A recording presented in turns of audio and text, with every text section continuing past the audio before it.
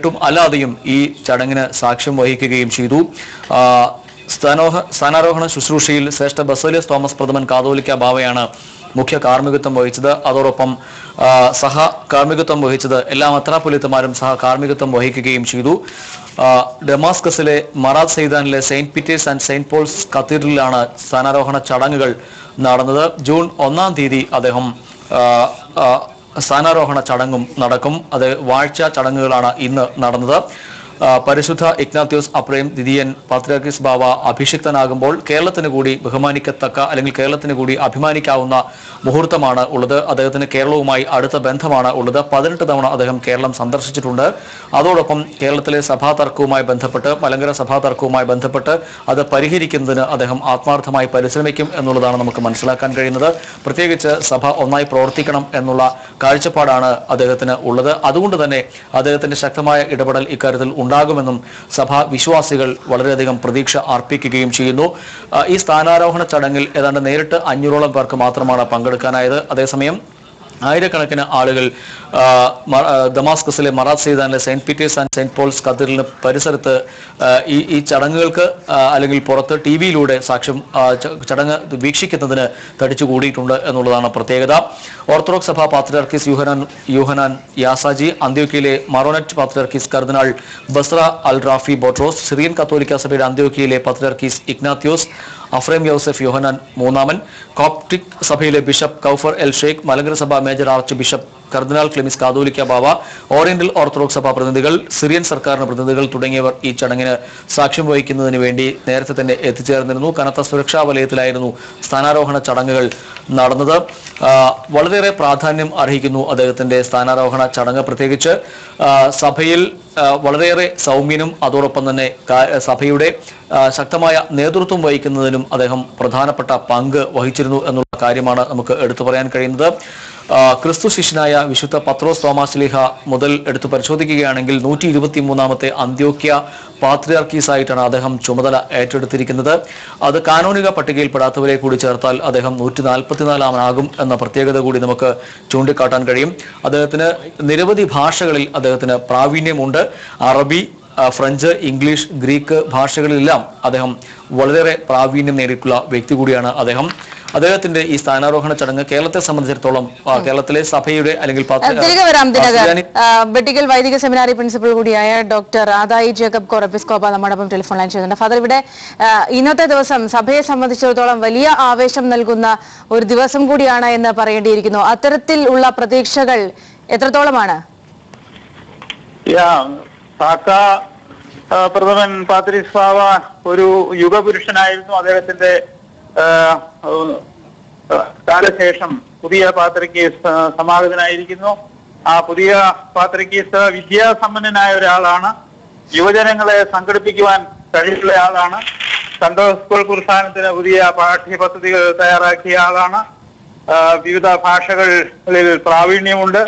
എല്ലാ നിലയിലും ആധുനിക യുഗത്തിലെ വെല്ലുവിളികളെ എല്ലാം നേരിടുവാൻ പ്രാപ്തനായ ഒരു വ്യക്തിയാണ് ഇപ്പോൾ അഫ്രേം രണ്ടാമൻ പാത്രികീസ് ബാവ എന്ന് നിസ്സംശയം പറയുവാനായിട്ട് സാധിക്കും. അദ്ദേഹത്തിന് യൂറോപ്പില് ഉപരിപഠനം നടത്തിയിട്ടുണ്ട്, അമേരിക്കയിലും. കൂടാതെ അദ്ദേഹം ഈജിപ്തിൽ നിന്ന് ഡോക്ടറേറ്റ് കരസ്ഥമാക്കിയിട്ടുണ്ട്. എല്ലാ നിലയിലും അദ്ദേഹത്തിന് സഭയുടെ ആധുനിക യുഗത്തെ 21-ാം നൂറ്റാണ്ടിലെ വെല്ലുവിളികളെ നേരിടുവാൻ പ്രാപ്തനാണ് എന്ന് ഞങ്ങൾ വിശ്വസിക്കുന്നു. തീർച്ചയായും വളരെ നന്ദി ഈ അവസരത്തിൽ നമ്മോട് പ്രതികരിച്ചതിന്. ഡോക്ടർ ഫാദർ കുര്യാക്കോസ് കോർ എപ്പിസ്കോപ്പ തത്സമയം തുടരുന്നുണ്ട് നമ്മോടൊപ്പം. ഫാദർ, നമ്മൾ സംസാരിച്ചുകൊണ്ടിരുന്നത് അദ്ദേഹത്തിന്റെ ആധുനികതയെ സ്വീകരിക്കാനുള്ള ഒരു മനസ്സിനെ കുറിച്ചാണ്. സഭയെ സംബന്ധിച്ചിടത്തോളം, സഭയുടെ പുരോഗതിയെ സംബന്ധിച്ചിടത്തോളം, അല്ലെങ്കിൽ അത്തരത്തിലുള്ള തുടർന്നുള്ള ഭാവിയെ നാൾ വഴികളെയൊക്കെ സംബന്ധിച്ചിടത്തോളം ഈ ഒരു ചിന്താഗതി, ഈ ഒരു തുറന്ന ചിന്താഗതി എത്രത്തോളം കരുത്തു പകരുമെന്നാണ് ഫാദർ കരുതുന്നത്? ഇത് രണ്ട് വിധത്തിൽ നമ്മൾ കാണണം. ഒന്ന്, സുറിയാനി സഭ വിശ്വാസം, പാരമ്പര്യം, ആരാധനാക്രമം, ജീവിതശൈലി ഇങ്ങനെയുള്ളതായ കാര്യങ്ങളിൽ സഭ അതിൻ്റെ പൗരാണികത അതുപോലെ നിലനിർത്തുകയും എന്നാൽ മറ്റു കാര്യങ്ങളിൽ സാമൂഹിക വീക്ഷണത്തിലും വൈജ്ഞാനിക മേഖലകളിലും അതുപോലെ സഭയുടെ സാക്ഷ്യ പ്രവർത്തനങ്ങളിലും എല്ലാം ആധുനികാവസ്ഥ നമ്മൾ ഉൾക്കൊള്ളുകയും ചെയ്യണം. ആധുനികതയിൽ നിന്ന് പുറകോട്ട് പോയാൽ ഈ മുമ്പ് പറഞ്ഞ കാര്യങ്ങളെല്ലാം മുരടിച്ചു പോകും. പ്രത്യേകിച്ച് വൈജ്ഞാനിക ശാഖകളെ സംബന്ധിച്ചിടത്തോളം സഭയുടെ പഴമയും പൗരാണികതയും എല്ലാം എന്നാൽ അത് ആധുനികീകരിക്കുവാൻ തക്കവണ്ണമായ വലിയ പരിശ്രമം ഉണ്ടാകേണ്ടതുണ്ട്. ഉദാഹരണം പറഞ്ഞാൽ അമേരിക്കയിൽ പുതിയ പാത്രിയർക്കിരിക്കുന്ന സഭയുടെ സംഗീത ഭണ്ഡാകാരം എന്ന് പറയുന്ന ബെസ്ഗ ഇതിനു മുമ്പ് ജീവിച്ചിരുന്ന ഒരു പാത്രിയർക്കീസ്. ഇതിനു മുമ്പ് സഭയുടെ പാരമ്പര്യം എന്ന് പറയുന്നത് ഈ പറയപ്പെടുന്ന വൈജ്ഞാനിക ആരാധനാ ഗീത സമ്പത്തെന്ന് പറയുന്നത് ഓറൽ ട്രഡീഷണലായിട്ട് ഒരു ഗുരുവിൽ നിന്ന് അടുത്ത ശിഷ്യനിലേക്കും അങ്ങനെ പരമ്പരാഗതമായിട്ട് മാറിക്കൊണ്ടിരുന്നതാണ്. അത് മാറി അത് ബെസ്ഗാസോ തന്നെ ഇന്റർനെറ്റിൽ അവൈലബിൾ ആകത്തക്കവണ്ണമുള്ള റെക്കോർഡിങ് CD-യിലെല്ലാം ഉണ്ടാക്കിയിട്ടുണ്ട്. അതുകൂടാതെ കേൾക്കുന്നുണ്ടോ? തുടർന്നോളൂ ഫാദർ. അതുകൂടാതെ ഏറ്റവും ആധുനികമായ കാര്യങ്ങളിലൂടെ സഭയുടെ വിശ്വാസം പഠിപ്പിക്കുവാൻ ഇന്റർനെറ്റിലൂടെയും അതുപോലെ വെബ്സൈറ്റുകളിലൂടെയും ഒക്കെ വളരെയധികം പരിശ്രമിക്കുന്ന കാര്യങ്ങൾ നമുക്ക് കാണുവാനായിട്ട് സാധിക്കും. അതിനെല്ലാം വളരെ സജീവ നേതൃത്വം കൊടുത്തിട്ടുള്ള വ്യക്തി കൂടിയാണ് ഇദ്ദേഹം. കാരണം 50 വയസ്സിൽ താഴെയുള്ള ഒരു വ്യക്തി എന്നുള്ള നിലയിൽ അദ്ദേഹത്തിന് ഈ കാര്യങ്ങളെ കുറിച്ചൊക്കെ അദ്ദേഹം ആധുനിക യൂണിവേഴ്സിറ്റി വിദ്യാഭ്യാസം യൂറോപ്പിലും ഒക്കെ നേടിയിട്ടുള്ള ആളാണ്. ആ വിജ്ഞാന സമ്പാദന കാലഘട്ടങ്ങളിൽ എങ്ങനെ വിജ്ഞാനത്തെ പഴമയും പുതുമയും കൂടെ കൂട്ടിച്ചേർക്കാൻ സാധിക്കും എന്നുള്ളതിനെ സംബന്ധിച്ചുള്ള നല്ല അറിവ് ഉള്ള വ്യക്തിയാണ്. അത് ഉടൻ തന്നെ തിരികെത്താം. യാക്കോബായ സഭയുടെ മുഖ്യ വക്താവ് ഫാദർ വർഗീസ് കലാപാറ നമ്മളിപ്പം ടെലിഫോൺ ലൈൻ ചേരുന്നുണ്ട്. ഫാദർ, ഇവിടെ ലാളിത്യം മുഖമുതൽ ആക്കിയ ഒരു പാത്രിയാർക്കീസാണ് പുതുതായി സഭയ്ക്ക് ലഭിച്ചിരിക്കുന്നത്. അതോടൊപ്പം തന്നെ മറ്റെല്ലാ മേഖലകളിലും വൈജ്ഞാനികമായ മേഖലയിലായാലും പ്രത്യേകിച്ച് പൊതുവിൽ യുവാവായ ഒരു വ്യക്തി കൂടിയാണ്. അത്തരത്തിലൊക്കെ ലോകത്തിന് ഒന്നാകെ നൽകുന്ന പ്രതീക്ഷയ്ക്കപ്പുറം കേരളത്തിന് എത്രത്തോളം പ്രതീക്ഷ നൽകുന്നുണ്ട് പുതിയ ഈ പാത്രിയാർക്കീസിന്റെ അഭിഷിക്തം ചെയ്യപ്പെടുമ്പോൾ? ഒരു പാത്രിയാർക്കീസാണ് ഇപ്പോൾ സ്ഥാനമേറ്റിരിക്കുന്നത്. കേരളത്തില് ഏതാണ്ട് 20-ൽ പരം പ്രാവശ്യം സന്ദർശിച്ച് എല്ലാ തരത്തിലുള്ള ആളുകളുമായിട്ട് സമ്പർക്കം പുലർത്തിയിട്ടുണ്ട്. എല്ലാ സഭകളിലുമുള്ള ആളുകളുമായിട്ട് സമ്പർക്കം പുലർത്തിയിട്ടുണ്ട്. ഗവൺമെന്റ് തലത്തിലായാലും രാഷ്ട്രീയ തലത്തിലായാലും സാമൂഹ്യ തലത്തിലായാലും എല്ലാവരുമായിട്ട് ബന്ധം പുലർത്തിയിട്ടുണ്ട്. യാക്കോബായ സഭയിലെ മെത്രാപ്പോലിത്തന്മാരിൽ അധികം പേരും അദ്ദേഹത്തിന്റെ സതീർത്ഥ്യരും ശിഷ്യരും ഒന്നിച്ച് ഇംഗ്ലണ്ട്, അമേരിക്ക, ലെബാനോൻ തുടങ്ങിയ സ്ഥലങ്ങളിൽ പള്ളി ഭരിച്ചവരുമാണ്. അങ്ങനെ വെച്ച് നോക്കുമ്പോൾ കേരളത്തെ അറിയുന്ന ഒരു പാത്രിയാർക്കീസിനെ കിട്ടിയത് ഇപ്പോഴാണ്. കേരളത്തിൽ ഉള്ള ആളുകളാണ് അമേരിക്കയിലുള്ളത്. ഏതാണ്ട് 15 യാക്കോബായ പള്ളികൾ അമേരിക്കയിലുണ്ട്. ആ അമേരിക്കയിലെ മലയാളികളുമായിട്ട് വളരെയധികം അടുത്ത ബന്ധം പുലർത്തുന്ന ഒരു മെത്രാപ്പോലിത്തയാണ് അമേരിക്കയുടെ കിഴക്കൻ അമേരിക്കയുടെ ഭദ്രാസന മെത്രാപ്പോലിത്തയായിട്ട് ഇരിക്കുമ്പോഴാണ് അദ്ദേഹത്തെ പാത്രിയാർക്കീസായിട്ട് തെരഞ്ഞെടുത്തത്.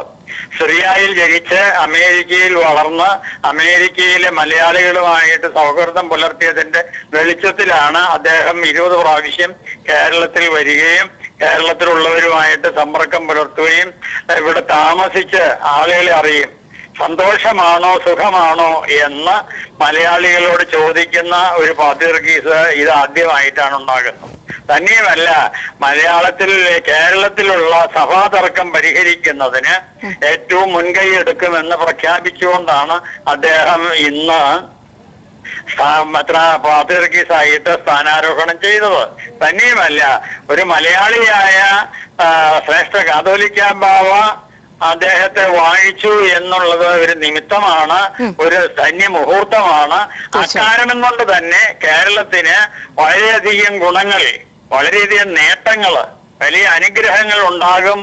കേരളത്തിലെ സാമൂഹിക തലത്തില്, രാഷ്ട്രീയ തലത്തിലായാലും സാമൂഹ്യ തലത്തിലായാലും സഭാപരമായ കേരളത്തിന്റെ പ്രതീക്ഷകൾ അത്രയേറെ വലുതാണ്. വളരെ നന്ദി ഫാദർ ഈ അവസരത്തിൽ നമ്മോട് സംസാരിച്ചതിന്. ഫാദർ കുര്യാക്കോസ്, മറ്റൊരു സുപ്രധാനമായ കാര്യം, നമ്മൾ എന്തായാലും സമയപരിമിതി ഉള്ളത് കൊണ്ട് ചർച്ച വളരെ വേഗം അവസാനിപ്പിക്കേണ്ടതുണ്ട്.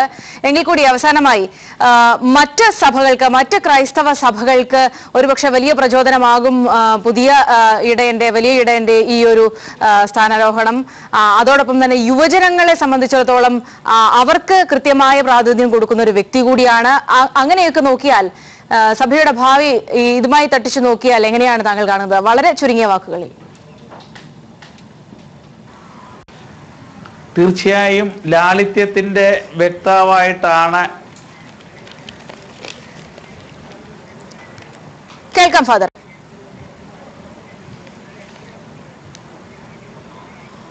ഹലോ, കേൾക്കാം ഫാദർ, തുടർന്നോളൂ. ഹലോ.